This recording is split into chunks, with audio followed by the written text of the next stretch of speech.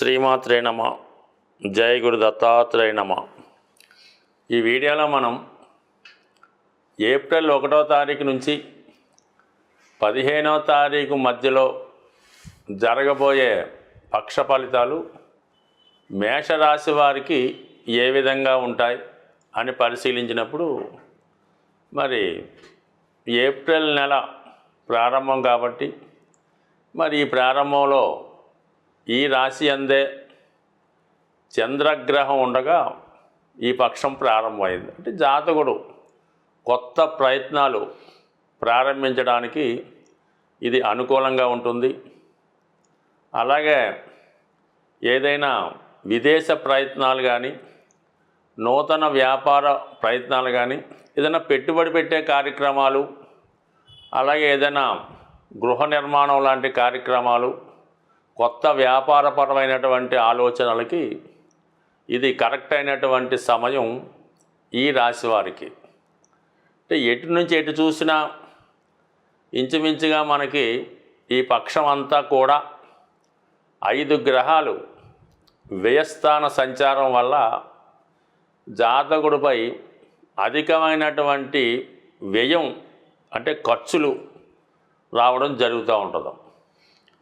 ఇక్కడ ముఖ్యంగా శుక్రుడు, ధనాధిపతిగా ఉన్నటువంటి శుక్రుడు 12వ స్థానంలో ఉన్నప్పుడు మరి సాధారణంగా శుక్రుని కారకత్వాలకు సంబంధించినటువంటి వ్యయం అంటే మనకి లగ్జరీసు, కుటుంబ అవసరాలకి విలువైనటువంటి వస్తువులు కానీ, నిత్యావసర వస్తువులు కానీ, ఎంటర్టైన్మెంట్ కొరకు కానీ వ్యయం చేయవలసి ఉంటుంది. అలాగే కుటుంబంలోని స్త్రీలకి ఏదైనా ఆభరణాలు, వస్త్రాలు, బహుమతులు ఇవ్వవలసి ఉంటుంది. అయితే మీ కుటుంబం నుంచి ఒక స్త్రీ, అంటే అది మీ అమ్మాయి కానీ, భార్య కానీ, మదర్ కానీ, ఏదైనా ఒకరు కొంత దూర ప్రాంతం కానీ, విదేశం కానీ, లేదా మీ కుటుంబాన్ని విడిచి కొన్నాళ్ళ పాటు ఏదైనా ప్రాంతానికి వెళ్ళే సమయంలో వారికి కావాల్సినటువంటి వస్తువులు, తగిన ధనం ఇవన్నీ సమకూర్చవలసి ఉంటుంది.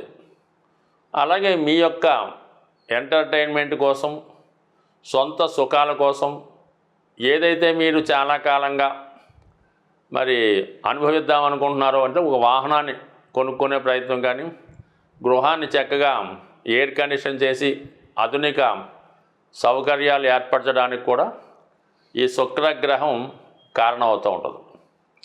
అంటే ఒక శుక్రుడు మరి రవిగ్రహంతో కలిసి 12వ స్థాన సంచారం వల్ల ఏమవుతుందంటే ఒక విధమైనటువంటి విజయ యోగం ఏర్పడడం జరుగుతుంది. అంటే ఒక సక్సెస్ కొరకు మీరు కొంత ధనాన్ని వ్యయం చేస్తారన్నమాట.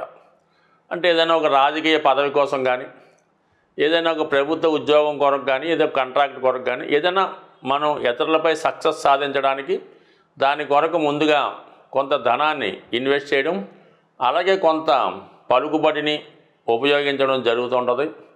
అలాగే మీ యొక్క విజయ సాధన కొరకు ఏదన్నా ప్రభుత్వ అధికారులు కానీ, రాజకీయ నాయకులు కానీ సంతృప్తిపరచవలసి ఉంటుంది.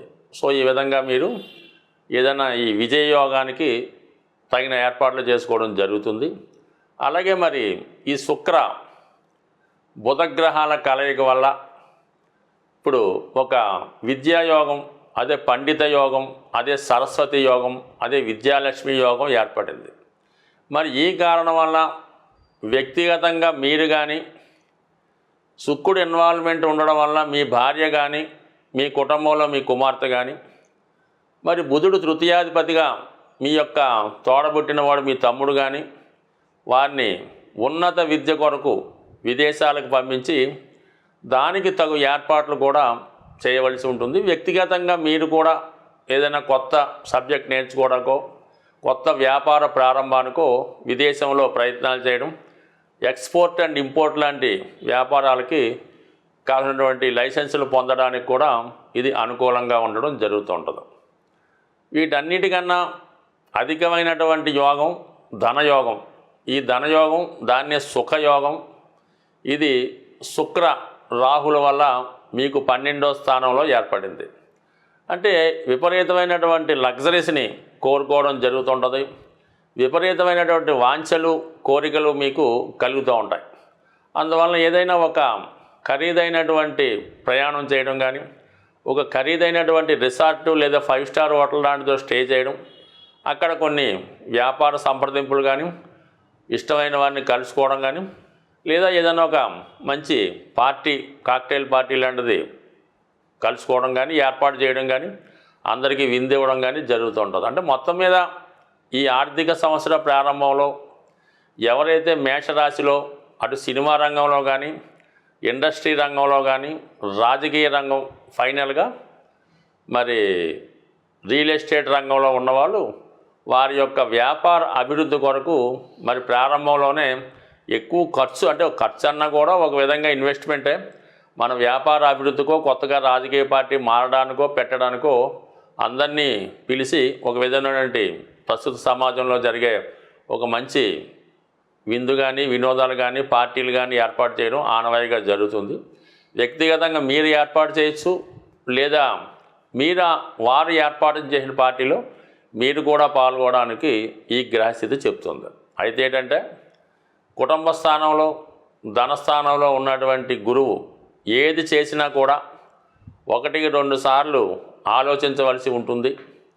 అలాగే మరి ఇక్కడ ధన లాభాధిపతులు ఎదురు 12వ స్థానంలో ఉండడం వల్ల మరి ఆదాయం తగ్గి ఖర్చులు ఎక్కువయ్యే అవకాశాలు ఉన్నాయి. కాబట్టి చాలా జాగ్రత్తగా ప్లాన్ చేసుకోకపోతే ముందు ఈ యొక్క ఫైనాన్స్ ప్రాబ్లమ్స్ ఎక్కువయ్యే సూచనలు ఉన్నాయి. కాబట్టి ఇప్పుడు ఫండమెంటల్గాని ఇప్పుడే మీకు ఏలినాటి శని స్టార్ట్ అయింది, మిగతా గ్రహాలు కూడా వేయిల్లో ఉన్నాయి. కాబట్టి తొలి అడుగు మీరు జాగ్రత్తగా వేస్తేనే తర్వాత మీకు సక్సెస్ వస్తుంది. లేని పక్షంలో ఏమాత్రం పొరపాటు పడినా, మీ వ్యక్తిగత సుఖాల కోసం ఆలోచించినా టోటల్గా నెమ్మదిగా ఈ జాతకుడు ఇబ్బందుల్లో పడే అవకాశం ఉంది. ఏదైనా మనకి అటు జన్మజాతకంలో కానీ, గోచార రీత్యా కానీ గ్రహాలు ప్రతికూల స్థితిలోకి వచ్చి ఇబ్బంది పెడుతున్నప్పుడు సులభమైనటువంటి పరిష్కారాల ద్వారా మనం ఆ సమస్యల నుంచి బయటపడవచ్చు. అయితే ఆ సులభమైన పరిష్కారం తెలుసుకోవడంలోనే అసలు టెక్నిక్ అంతా ఆధారపడి ఉంటుంది. మరి ఇప్పుడు ఏర్పడినటువంటి 5 గ్రహాలు మీనరాశిలో ఉంటే, మరి గురువు పరివర్తన ద్వారా, అలాగే కుజుడు జలతత్వ రాశిలో ప్రవేశం వల్ల, ఇవన్నీ కూడా ఎక్కువ గ్రహాలు ఈ జలతత్వ రాశుల్లో ఉండడం జరుగుతూ ఉంది ఇప్పుడున్నటువంటి స్థితి. అంటే ఏదైనా ఒక రాశిలో శత్రుగ్రహాలు కలిసినప్పుడు ఆ రాశి కారకత్వాల్ని, ఆ గ్రహ కారకత్వాల్ని నాశనం చేస్తుంటాయి. మిత్రులు కలిస్తే నో ప్రాబ్లం, శత్రువులు కలిస్తేనే ప్రాబ్లం వస్తుంది. ఇక్కడ శత్రుగ్రహాలు ఒకే రాశిలో కలయడం వల్ల, మరి జలతత్వ రాశిలో కలడం వల్ల మనం ఏవైతే శత్రుగ్రహాలు ఇబ్బంది పెట్టే గ్రహాలు ఉంటాయో వాటికి అభిషేకం చేయడం ద్వారా ఆ గ్రహాలు మనకి శాంతినిచ్చి మంచి మార్గాన్ని ఇస్తాయి.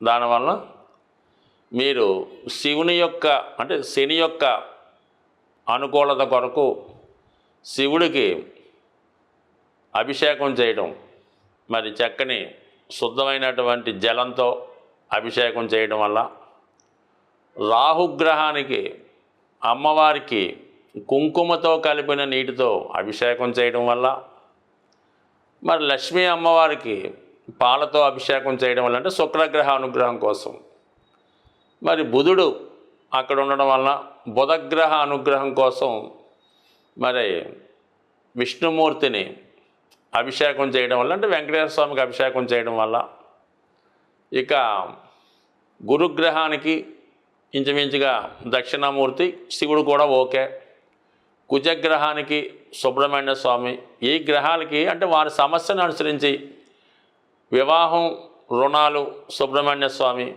ఉద్యోగం, ఆర్థిక బాధలు ఇవన్నీ శని భగవానుడి అంటే శనిగ్రహం వల్ల కాబట్టి శివుడికి, మరి వ్యసనాలు, అపకీర్తి, దుష్ట ఆలోచనలు, బ్యాడ్ క్యారెక్టరు ఇవి పోవాలంటే రాహుగ్రహం అమ్మవారికి కుంకుమ కలిపిన నీటితో అభిషేకం చేయడం.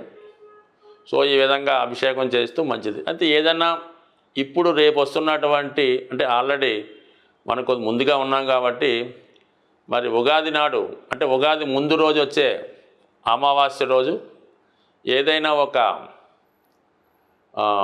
నదీ ప్రవాహంలో ఒక పీచుతో ఉన్న కొబ్బరికాయ సాయంకాలం సమయంలో వేయడం వల్ల కలుగుతుంది. సో ఇవన్నీ మనకు కాదు అనుకున్నప్పుడు మీరు ఏదైనా ఒక పుణ్య నదిలో స్నానం చేయడం వల్ల సమస్త గ్రహాల యొక్క ఇబ్బంది నుంచి తొలుగుతారు. అది ఎక్కువగా మనకి మన ప్రాంతాల్లో ఉన్నటువంటి అంటే విజయవాడ అవచ్చు, రాజమండ్రి అవచ్చు, కర్నూలు అవచ్చు, ఎక్కడ మనకి కృష్ణా గోదావరి నదులు ప్రవహిస్తున్నాయో వాటి వల్ల. అలాగే ఆ అవకాశం కూడా లేనివారు చక్కగా ఏదైనా శివాలయంలో దర్శనం చేసుకొని ఆ శివుణ్ణి ధ్యానించుకోవడం వల్ల సమస్త దోషాలు తొలగే అవకాశం ఉంది. స్వస్తి.